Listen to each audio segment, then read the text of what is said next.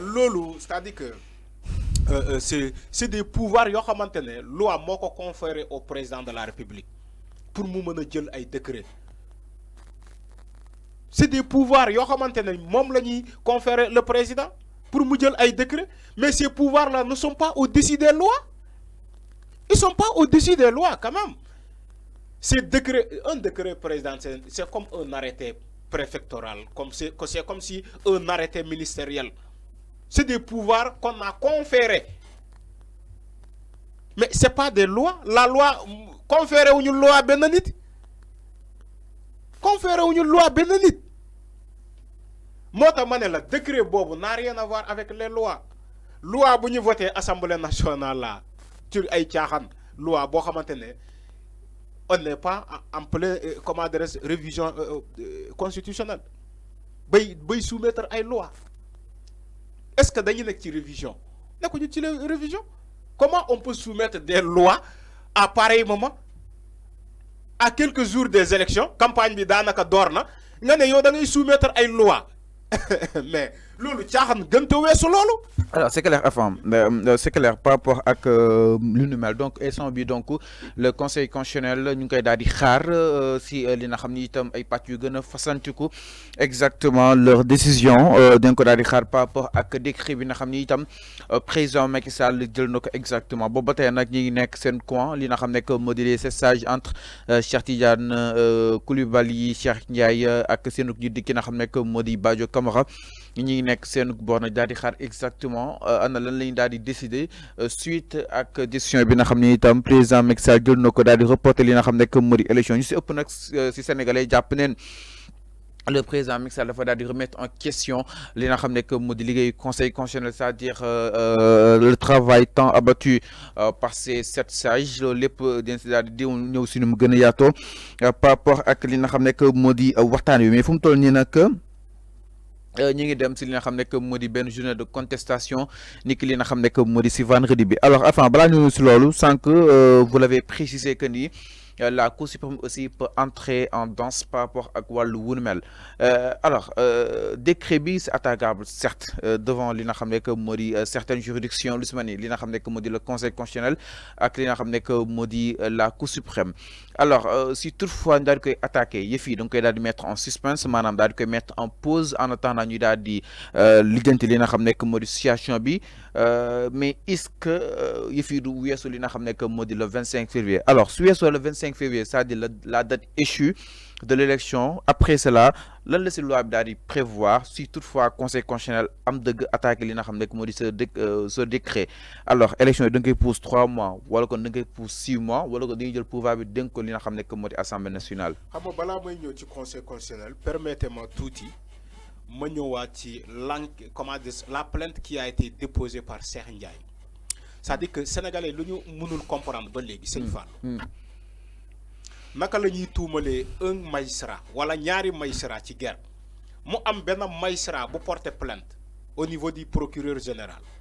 Procureur bi deful un référé de cette plainte là pour ñu mën a diligenter maanaam jox ko juge pour mu mën a donc arrêter les travaux de la commission d'enquête parlementaire. Donc tey procureur de ces maanu donc des procureurs de ces maanu. mais ce maanu boobu mooy moo jaaxal ñëpp. Manu bi ngay wax ni mo jaaxal ñep. Donc yaa ngi doon xaar le procureur. mais procureur auto na saisiru fi ci ay faits yo xamanteni c'est encore plus bas. Jamono bi c'est l'intégrité territoriale mo lañu menacer. L'acte encore est plus fort que bien avant. On est en train de menacer l'intégrité territoriale parce que c'est des magistrats d'une haute justice mais lañu tuumal ci guerre. C'est quoi le conseil constitutionnel? Ak ñu ko xamul. Juridiction bu gën a kawe au Sénégal. On a là-bas des juges constitutionnels. Ñu tuuma leen ci guerre. Mu am ku déposer plainte au niveau du procureur de la République. Mais procureur bi ba légui mënul wax ci plainte bobu. Mais qu'est-ce qui se trame derrière tout ça? Les Sénégalais bëgg nañu ko xam. Je ne suis pas le seul. Sénégalais bëgg nañu xam qu'est-ce qui se trame derrière cette plainte là. Alors boobu beneen soubassement su ma ñëwee ci beneen balaa nga si génn Arfan plainte bi dañ ko déposer contre X. oh, Cheikh Ndiaye da ko déposer contre X. Certes yaa ngi ko doon xam mu déposer ko contre li nga xam ne que moo di le PDS. Donc est-ce que le procureur Abdou Karim mën na si daal di auto saisiru le fait que xamul exactement plainte bi kan lañ ko destiné. dama la koy wax encore une fois gis nga en matière de droit dafa am lu mu prévoir gis nga même la plainte qui a été déposée contre X. L'acte de déposer la plainte a un sens.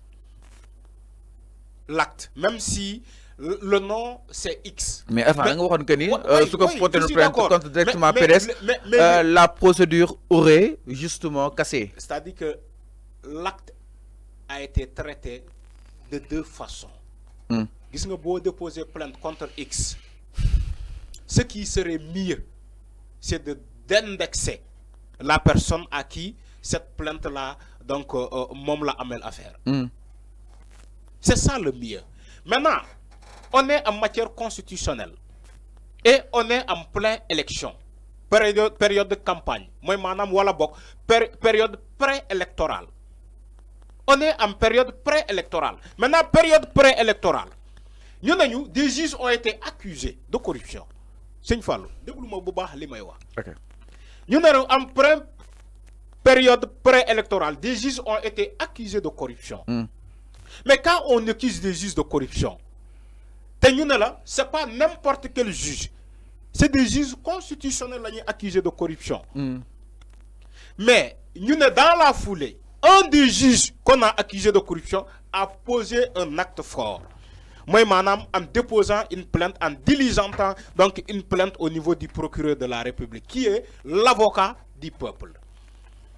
Maintenant, l'avocat du peuple Bobo, son rôle c'était quoi? C'était quoi son rôle? Parce que l'acte est fort. L'acte de déposer cette plainte-là est fort. Qu'est-ce que droit à traiter? C'est l'acte là est traité. L'acte de poser cette plainte. Le temps de la justice n'est pas le temps aux hommes. Non, non, non. En matière électorale, il n'y a pas de temps. Le temps est réduit en matière électorale. C'est-à-dire que faut que vous sachiez période pénale. Maintenant, en matière électorale, l'acte est, le temps est réduit. C'est une procédure d'urgence là. Procédure d'urgence là. Il n'y a pas le temps de la justice, n'est pas le temps des hommes en matière électorale. Le temps est réduit. Moi, le procureur de la République, l'une donne un référé de cette plainte-là. Mais nous sommes diligentes, c'est-à-dire que c'est une falo. Vous voyez, si vous avez des corruption, de l'Assemblée, c'est-à-dire qu'il faut qu'on respecte les normes.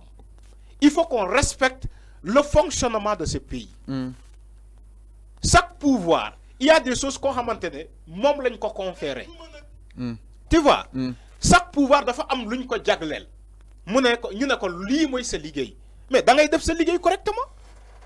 Mais en matière de corruption qui est un délit fort, on n'attend pas de l'Assemblée nationale pour nous andi ay leral. L'Assemblée nationale n'est pas là comme une juridiction. C'est pas une juridiction. L'Assemblée nationale c'est pas un tribunal. Ba ñuy leralé ay corruption. Mais dans ce cas, vous faites que l'Assemblée nationale pour une commission pour la corruption. Pourquoi ils ont créé des cellules de contrôle dans ce pays? OFNAC, IGF, IGF, ILENA. Pourquoi ils ont créé ça? Pourquoi on a créé une justice dans ce pays? Mandama Diapoli, qu'est-ce que nous avons de corruption? La justice, c'est mais ce n'est pas à l'Assemblée nationale. Soyons réalistes, encore une fois. Maintenant, si vous avez du Conseil constitutionnel, dama lay wax ben affaire gis nga conseil constitutionnel du xey mu neex ko mu wax mu ne man li moy sama gis-gis non non demeewul noonu conseil constitutionnel du wax gis-gisam du wax xalaatam gis nga conseil constitutionnel loi lay wax constitution lay wax. Mais soo xee loi est-ce que du jox Macky Sall dëgg parce que moom moo am droit yëkkati décret pour l'organisation des élections. Encore une fois ma fàttali la décret féetewul kaw loi Macky Sall amul dëgg ci mbir mi. Amul deug ci mbir mi parce que décret lay joxe mom décret c'est un acte réglementaire là lolu benen pouvoir buñ ko joxlé mais le pouvoir commun c'est la loi c'est la constitution donc nul n'a le droit de trahir encore une fois il faut que ñu léral ko nul n'a le droit de trahir la constitution bi. À plus forte raison, l'institution bu gëna kawé que l'exécutif, le président de la République. C'est lui le premier garant des lois. C'est lui le premier garant des lois. C'est lui le premier garant de la Constitution. Mais on n'attend pas de lui pour qu'il soit le premier destructeur de la Constitution. On n'attend pas de lui pour qu'il soit le premier destructeur de la Constitution. Constitution. Mais ce qu'ils ont fait, c'est mettre nu la Constitution. Alors, c'est clair, enfin, c'est clair. Le Conseil constitutionnel doit prononcer à travers ces requêtes-là, les parlementaires, on attend de la, du Conseil constitutionnel pour pour nous dire le droit, dire des actes forts par rapport à la Constitution. Nous comme nous déborder. Non, la Constitution, le loi, le droit, le ñun loolu la ñuy xaar ci constitution parce que moom la ñu ne fii ci mim réew moom kese moo am droit reporter élection. moom kese moo am droit di wax diw mën na nekk candidat wala diw mënul nekk candidat à base des faits yoo xamante ne moom la am à sa disposition. ok moo tax ñu ne la conseil constitutionnel boobu la ñuy xaar moom cundum mu waxuñu qu'est-ce qu'il en est de ce report des élections là. Mais haruñu ay un décret présidentiel haruñu une quelconque loi bu ñu jàllale assemblée ci ay caaxaan. C'est ça la réalité. Alors c'est clair Arfan par rapport à quoi le wu mel donc mi ngi noonu jamono donc le conseil constitutionnel est à l'écoute justement du peuple sénégalais ñu daal di xool exactement ana ban posture leen daal di am ginnaaw rek ba président Macky Sall daal di yëkkatee li nga xam nekk moo di benn décret waaye itam ginnaaw rek ba leneen daal di jugee daal di jëmani seen kaw jëm sa lu ko soupçon de corruption exactement donc peut-être c'est la première fois ñu gis le conseil constitutionnel di génn di wax parce que dafa nekk